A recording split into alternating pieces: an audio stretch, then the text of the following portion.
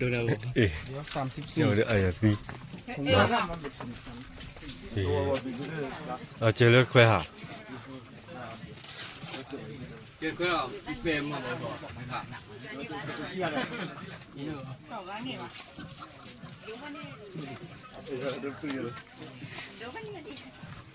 这七六几楼来？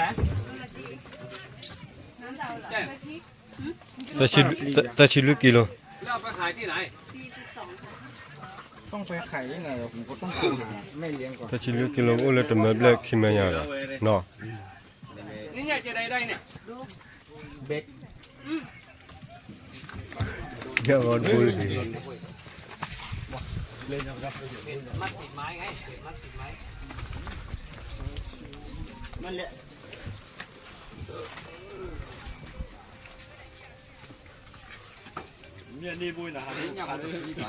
ยังอ่อนบุย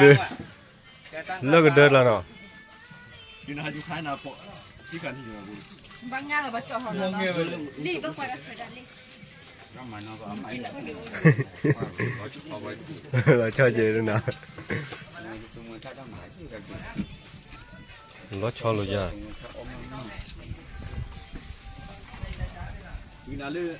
คุยคิดได้นะดูนี่ ได้ตัวหนึ่งคุ้มเลย ตัวนี้ที่ดูแลที่อะไร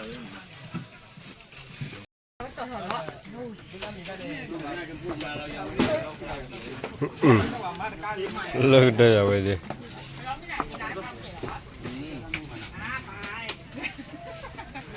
อะไรก็ว่าตรอเลย